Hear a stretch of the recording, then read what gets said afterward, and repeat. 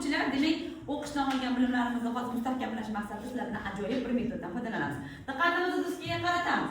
Bog'ga aylanib borgan onalarimiz o'z farzandlarini bog'da, istirohat bog'ida adashtirib qo'yishdi. Uchta oilaparvar onamiz o'z farzandlarini topishda qiynalishyapti. Demak, biz nima qilishimiz kerak? Ularni bolalarni topib berishga yordam berishimiz kerak. Bolalari ham shu yerda ularning kiyimlariga qarab o'z bolalarini topasiz, o'qishdan olgan bilimlaringizni ishga solasiz va o'z oilaparvar onalarimizga o'z farzandlarini oldilariga ularni topib yo'llariga olib borish uchun siz yordam berasiz. Demak, birinchi qator birinchi onaga, o'rta qator o'rtadagi onaga va uchinchi qator mana bu uchinchi onaga yordam berasiz. Tushunarliga savollarga javob tez javob beramiz va onalarimizni bolalarini o'sha o'zini yoniga yig'ib berishga yordam beramiz. Tushunarli bo'lgan bo'lsa birinchi savolni eshitasiz. Diqqatingizni qarating. Siz diqqat qilasiz. Kamoliddin Behzod Yevropada qanday nom bilan tan olingan? Sharq Rafaeli degan nom bilan tan olingan. Yaxshi, ketdik. O'zimiz demak onamizga yordam beramiz va ikkinchi savolga o'tamiz. Diqqat bilan eshiting. Amir Temur haqida 4 ta fakt ayting. Qani Abduvahobov? Xitoy oqsoq bo'lgan, buyuk sarkarda, bizning kuchimizga ishonmasang, bizning imoratlarimizga kelib ko'r, keyin kuch adolatda deb o'ziga yozdiruvchi yer ostida ishlagan. Barakalla, ketdik. O'zimizni saxiy onamizga yordam beramiz va keyingi savolga o'tamiz.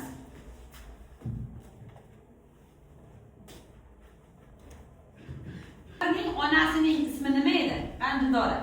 Dindora? Qutlug' Nigorxon. Yaxshi, o'zimiz onamizga yordam beramiz va keyingi savolga o'tamiz.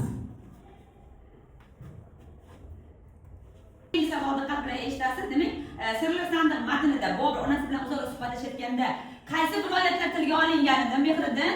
Andijon, Samarqand, Toshkent. Toshkent. Yaxshi, ketdik, o'zimiz onamizga yordam beramiz va keyingi savolga o'tamiz. Diqqatingizni qarating. O'tmishdagi ertaklar matnining muallifi qani? Abdulla Qahhor. Abdulla Qahhor. Yaxshi, o'zimiz onamizga yordam beramiz va keyingi savolga o'tamiz. Diqqatingizni qaratasiz.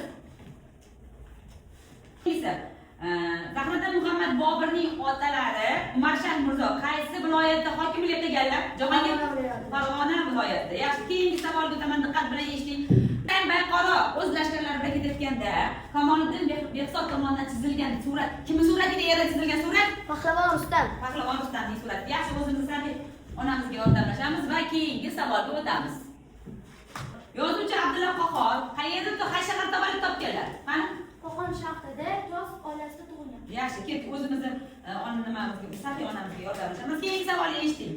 O'tmishdagi ertaklar hikoyasi kimning tilidan aytilgan? Kimning tilida, Rahimaxon? Yozuvchi Abdulla Qahhor tilidan yozilgan. Yaxshi, juda yaxshi. O'zimizni onamizga yordam beramiz va keyingi savolni diqqatingizni qaratasiz.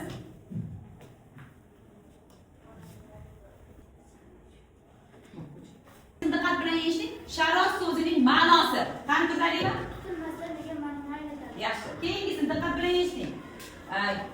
O'tmishdagi ertaklar hikoyasida otasi uni qayerga olib bordi? Ibrohim. Otasi uni Muhammad Qori Usuli Jadid degan yangi maktabga olib bordi. Yaxshi, ketdik. O'zimiz onamizga yordam beramiz. Keyingisi Boburiylar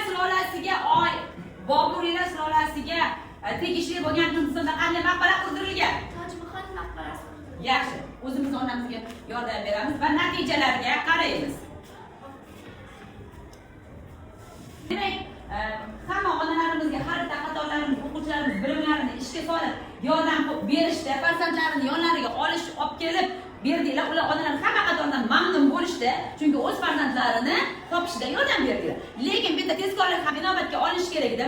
3-qator faollikni oshirishda ular birinchi bo'lib o'z onalariga nima qilishdi? Bolalarini olib kelish uchun yordam berdi va birinchi yo'qolgan farzandlari, ya'ni adashib qolgan farzandlarini onani oldiga tezlik bilan javob berib, ular birinchi bo'lib farzandlarini yig'ib bergani uchun oilaparvar onamiz juda ham sizlardan xursand va minnatdor bo'ldi.